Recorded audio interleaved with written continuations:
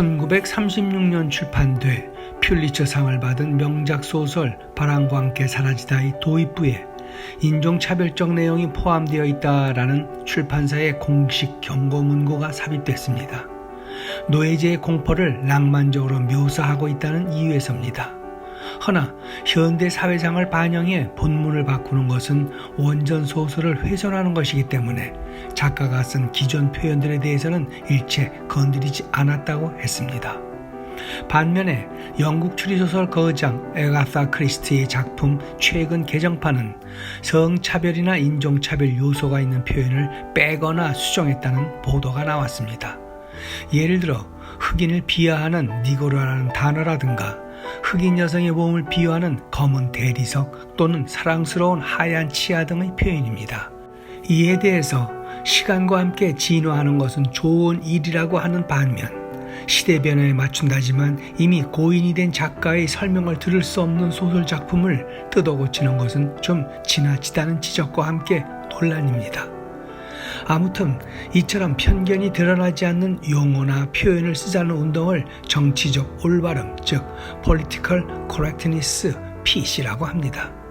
이는 1980년대 미 여성단체와 인권단체를 중심으로 인종이나 성, 종교 등과 관련된 잘못된 언어 사용을 하지 말자고 일어난 사회운동인데 정치적 관점으로 볼 때 올바르다고 해서 정치적 올바름이라는 명칭이 붙었습니다. 예를 들어 소방관을 파이어맨 대신 파이어파이터로 대체했으며 경찰관도 폴리스먼이 아닌 폴리스 오피서로 바뀌었습니다. 폴리스맨이나 파이어맨은 남성 위주의 성차별적 표현이기 때문에 성중립적 단어를 택하는 것입니다. 마찬가지로 여배우를 뜻하는 액트리스는 금이어가 됐고 남자 배우든 여자 배우든 모두 액터로 통일해서 부르며 한국 여객 승무원 경우 스튜어드와 스튜어디스 대신에 플라이트 어텐던트로 부르는 겁니다.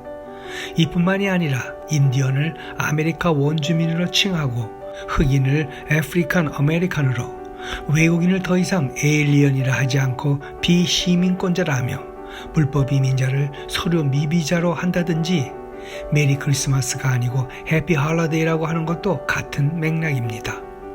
2012년 뉴욕시 교육청은 공령, 생일, 수영장을 갖춘 집 같은 용어를 시험 문제에 쓰지 말도록 했습니다. 공령은 창조론을 믿는 기독교 근본주의자들을 불편하게 하며 생일은 여호와의 증인 신도가 기념하지 않고 있어 또 수영장 있는 집은 가난한 아이들에게 마음의 상처를 준다는 이유 때문입니다. 이러한 움직임은 주로 여성, 장애인, 빈곤층, 흑인 등의 사회적 약자들에 대한 언어적 차별과 모욕에 대한 저항이라고 할 수 있습니다. 헌데 문제는 그렇게 하는 과정에서 누가 더 도덕과 정의에 충실한지를 겨루는 전쟁터가 되면서 현실과 동떨어질 정도로 과장되고 정치적 양극화가 심화되어 간다는 점입니다. 트럼프 전 대통령의 34건의 혐의에 대한 형사기소가 정치적으로 사회적으로 뜨겁습니다.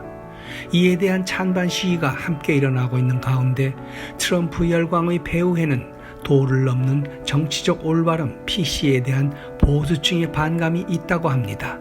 생각만 하고 입 밖으로 꺼내지 못하던 말들을 트럼프는 생각한 대로 있는 그대로 말하겠다며 PC 반대 공격수로 나서자 열광했던 지지자들과 달리 지나친 PC주의에 염증난 보수주의자들이란 말입니다. 결국 도를 넘은 정치적 올바름은 PC는 사람들이 행동을 하지 않고 좋은 말만 하면서 이를 심리적 면접으로 삼는데 그 문제의 심각성을 시사하는 셈입니다. 오늘의 영상은 여기까지입니다. 고맙습니다.